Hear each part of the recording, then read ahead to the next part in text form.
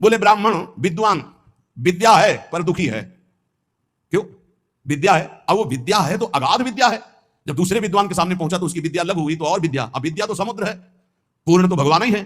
कितना भी बड़ा कोई विद्वान हो, अगर भगवान का भजन नहीं तो सुखी थोड़ी है वो। आप से नहीं मिले होंगे इसलिए आपको पता होगा। सबके अंदर तृष्णा, वासना, कामना, धन की, मान की, प्रतिष्ठा की, मोह, परिवार, ये सबके अंदर रहता है, चाहे जितना भारी विद्वान हो। विद्वता होना कोई परम सुख का लक्षण थोड़ी है।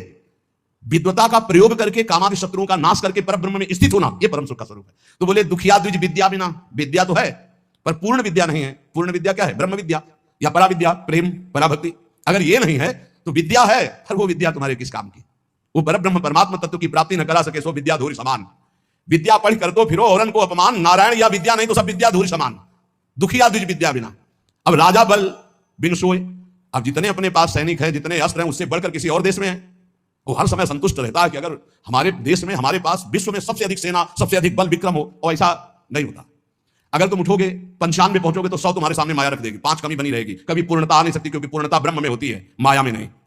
बोले राजा दुखी है क्योंकि उससे बड़ा वैभवशाली, उससे बड़ा सेना का बल उसके पास है, वो अंदर जलता रहता है, कभी आक्रमण हुआ तो परास्त हो जाएंगे, हमें अपना बल बढ़ाना है। जैसे विद्वान, उससे बड़ा विद्वान, सेना नायक, उससे बड़ा कोई बलवान।